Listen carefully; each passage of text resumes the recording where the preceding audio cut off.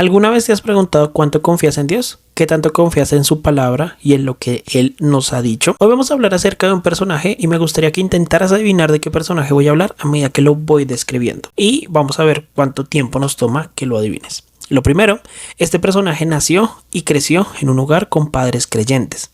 ¿Ya tienes una idea de cuál personaje podría ser?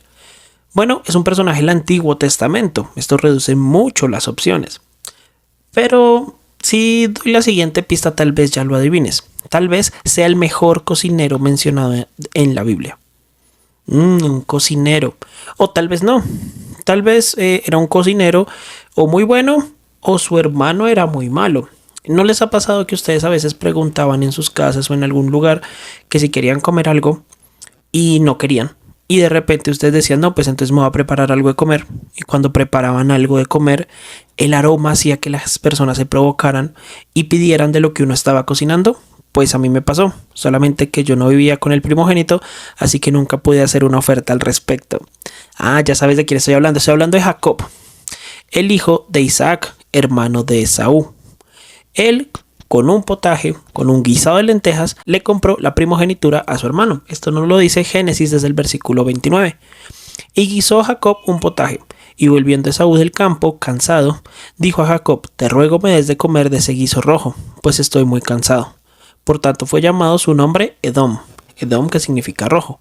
Y Jacob respondió, véndeme en este día tu primogenitura. Entonces dijo Esaú, he aquí yo me voy a morir, ¿y para qué? Pues me servirá la primogenitura. Dijo Jacob, júramelo en este día. Y él le juró. Y vendió a Jacob su primogenitura. Entonces Jacob dio a Esaú pan y del guisado de lentejas. Y él lo comió y bebió y se levantó y se fue. Así menospreció Esaú su primogenitura.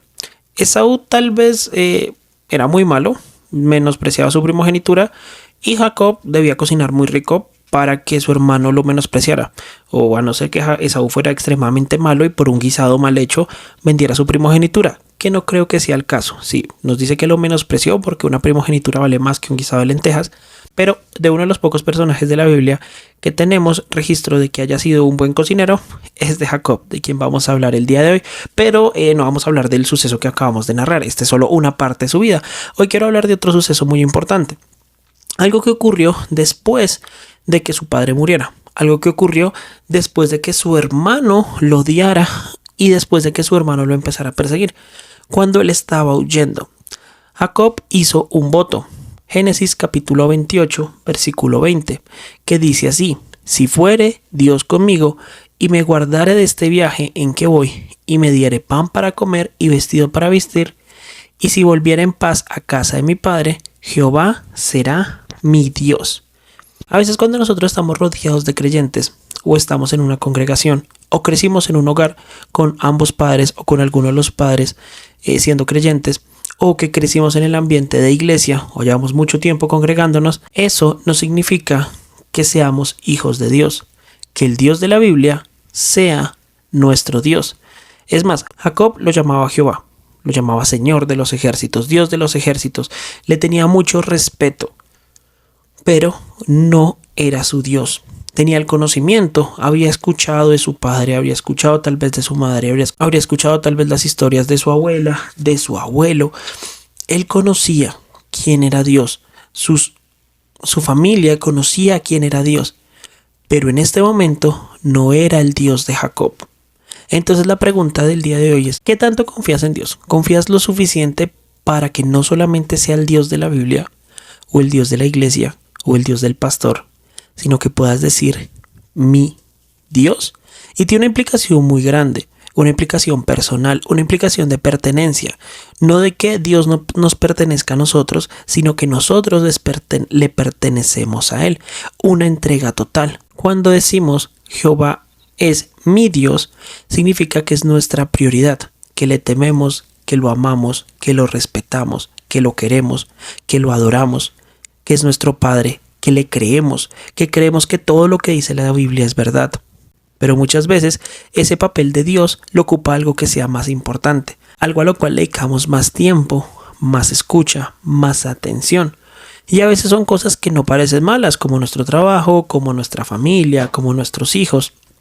Como la misma iglesia, como el mismo estatus. Hay creyentes en muchas iglesias que viven del estatus, del título, de la posición, que no pecan no por temor a Dios, sino no pecan por temor a perder la imagen que tienen frente a los demás.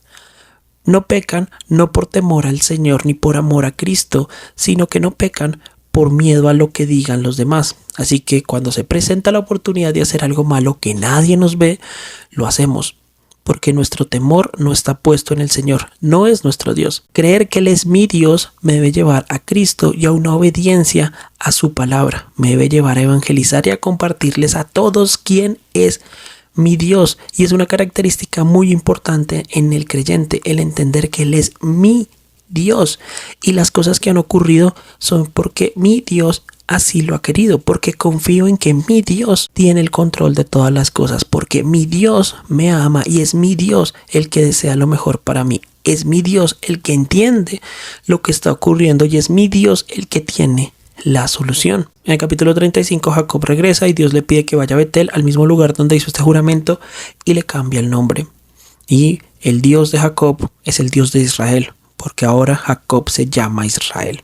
Y es algo que debemos entender porque solo cuando Jehová es nuestro Dios es que podemos obedecer los mandamientos. Solo cuando Cristo está en nuestra vida es que los mandamientos se aplican a nosotros. No puede haber una obediencia a la palabra de Dios porque es la palabra de un Dios ajeno. Si no es mi Dios, yo no puedo obedecer.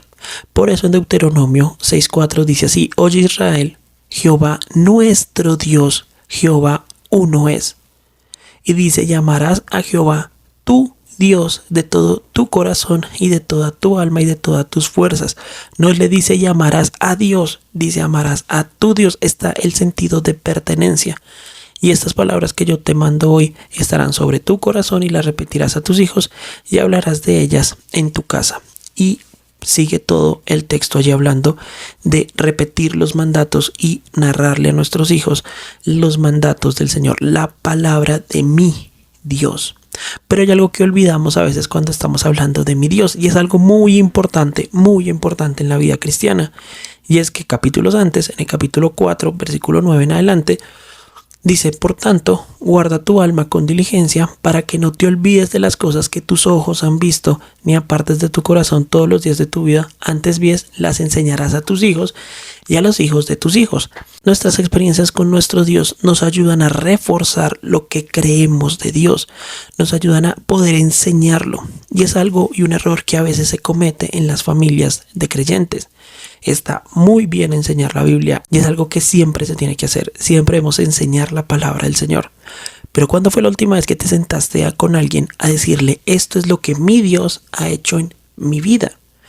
Mi Dios me trajo del mundo, mi Dios me cambió, mi Dios hizo esto. Quien provee en esta casa es Dios. Quien resuelve el problema es Dios. Es mi Dios el que nos ayudó en tal momento difícil. Sobrevivimos a una pandemia gracias a mi Dios. Y esto es algo muy importante, sobre todo en la crianza de los hijos, en pasar de un Dios académico, de un Dios de la Biblia, a un Dios vivo y a mi Dios en el día a día. ¿Confías tanto en Dios como para que sea tu Dios? Y con eso terminamos esta enseñanza, esta serie de ¿qué tanto confiamos en el Señor? Jacob no era perfecto, no era un modelo a seguir en muchas cosas, pero Jacob entendió que solamente hay un Dios verdadero y que la vida solo tiene sentido si ese Dios verdadero es mi Dios personal. ¿Lo ves? ¿Confías tanto en Dios como para que sea tu Dios? ¿Entiendes las implicaciones de decir el Dios de la Biblia es mi Dios? Y si es así, compártelo el día de hoy con alguien. Muchas gracias.